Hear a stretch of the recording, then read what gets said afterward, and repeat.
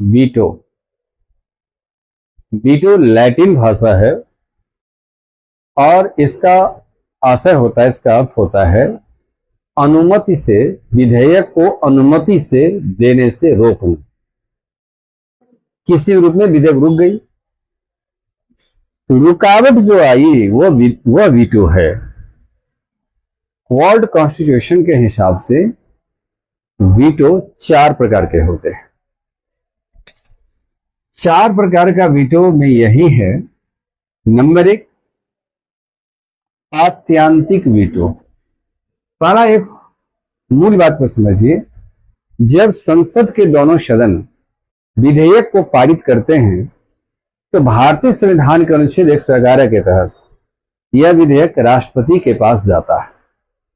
सवाल है कि राष्ट्रपति के पास क्यों जाता है? तो पार्लियामेंट का 3 ऑर्गेन होते हैं और पार्लियामेंट का 3 ऑर्गेन है, यह एक्ट 79 कहता है, जिसमें एक प्रेसिडेंट होते हैं, लोकसभा होते हैं और एक राज्यसभा होते हैं। तो दोनों सदन विधेयक पास कर दिया, तो अब एक अंग और है जो प्रेसिडेंट के पास जाएगा। प्रेसिडेंट के पास जाता है कोई विधेयक भारतीय संविधान के अनुच्छेद 111 के तहत। अब राष्ट्रपति इस 111 एक्ट के तहत जो राष्ट्रपति के पास पहुंचता है तो 3 कार्य में से कोई एक कार्य कर सकता है। नंबर 1, या तो विधेयक को स्वीकृति दे दी है तो निश्चित रूप से विधेयक लागू हो जाएगी। नंबर 2, विधेयक को पुनर्विचार के लिए सदन को लौटा देते हैं, तो दूसरी बार सदन जिस रूप में पारित करे, पहली वाली या उसमें संशोधन जैसे भी हो, पारित दूसरी बार किया, राष्ट्रपति की बाध्यता है स्वीकार करना पड़ेगा। तीसरा होता है कि राष्ट्रपति अपने पास विधेयक को सुरक्षित रख लेते हैं, इस पर किसी प्रकार का ओपिनियन देते ही नहीं है। यह 3 प्रकार का बात है। लेकिन कुछ विधेयक ऐसा होता है जहां राष्ट्रपति रोक ही नहीं सकते हैं। अब चलिए विधेयक को इस प्रकार से देखिए कि वीटो 4 प्रकार के होते हैं। एक होता है आत्यांतिक वीटो। आत्यांतिक वीटो में ऐसा होता है कि जब भारत के राष्ट्रपति विधेयक की स्वीकृति नहीं देते हैं, वह विधेयक को रिजेक्ट कर दिया, तो आत्यांतिक वीटो कहलाएगा। दूसरा है, ये भारत के राष्ट्रपति इस वीटो शक्ति का इस्तेमाल करते हैं कि राष्ट्रपति स्वीकार नहीं करेंगे। ये अमेरिका के राष्ट्रपति को भी प्राप्त है, भारत के राष्ट्रपति को भी प्राप्त है। विशेषित वीटो होता है जब दोनों सदन उपस्थित एवं मतदान करने वाले सदस्यों की 2/3 बहुमत से पारित करेगी। भारत के राष्ट्रपति ऐसे विधेयक किसी प्रकार का रुकावट ना बन करके स्वीकृति दे देते हैं।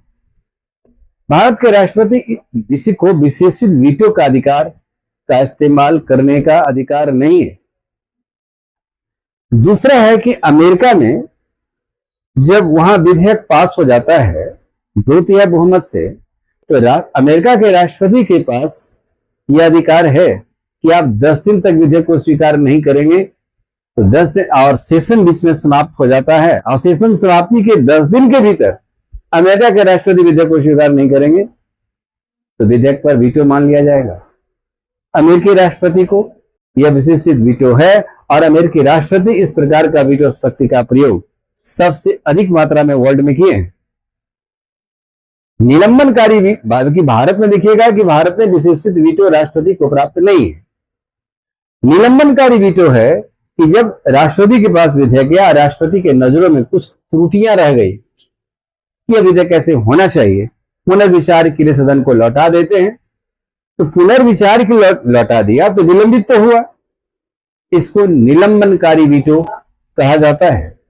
अब दूसरी बार सदन जिस रूप में भेजे तो नहीं भी भेज सकती है, तो निलंबनकारी वीटो आ गई, नहीं भी भेज सकती है। कितनी बार ऐसा हुआ भी है। पॉकेट वीटो का इस्तेमाल भारत के राष्ट्रपति निश्चित रूप से करते हैं। जब दोनों सदन से विधेयक पारित हो जाए और राष्ट्रपति के पास जाता है तो राष्ट्रपति को लगता है कि भारतीय लोकतंत्र की दिशा में इस विधेयक को स्वीकार करना उचित नहीं होगा, तो इस विधेयक को वो अपने पास सुरक्षित रख लेते हैं। अब उस विधेयक को ना तो अनुमति देते हैं, ना सदन को लौटाते हैं, ये उनके पॉकेट में ही रह जाता है। यह कितना दिन तक विधेयक को रोकेंगे, भारत का संविधान मौन है। भारत का संविधान कहता है कि राष्ट्रपति के पास विधेयक जाएगा, कितना दिन तक के अंदर में स्वीकार करना होगा यह संविधान में जिक्र नहीं है। इस प्रकार से इस पॉकेट वीटो का इस्तेमाल 1986 में ज्ञानी जैल सिंह राष्ट्रपति के रीजन में हुआ था और पॉकेट वीटो का इस्तेमाल हुआ। लेकिन जब 1990 में इस विधेयक को सदन के पास लौटाया गया, उस समय राष्ट्रपति आर वेंकट रमन आ गए थे। उन्होंने इस विधेयक को लौटाया, लेकिन सदन उस पर दूसरी बार चर्चा करने से इनकार कर दिया, पास नहीं हो पाया।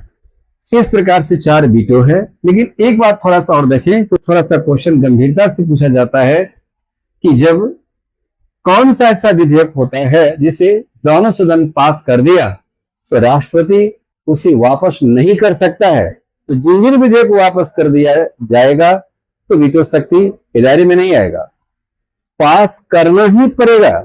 जैसे धन विधेयक को राष्ट्रपति को स्वीकार करना होता है, इस पर आत्यांतिक वीटो पे अपवाद आता है भारत के राष्ट्रपति को, स्वीकार करना उनकी बाध्यता है। दूसरी बात है कि संविधान संशोधन विधेयक पर राष्ट्रपति को स्वीकृति देना ही पड़ता है, क्योंकि संविधान संशोधन उपस्थित और मतदान करने वाले सदस्य की 2/3 बहुमत से जब पास हो गए तो भारत के राष्ट्रपति को वहां भी स्वीकृति देनी पड़ेगी। ये 4 प्रकार का वीटो है। इस वीटो में भारत में सबसे अधिक चर्चित वीटो भारतीय डाकघर संशोधन विधेयक था, जो पॉकेट वीटो के रूप में ज्ञानी जैल सिंह ने इसका इस्तेमाल किया था।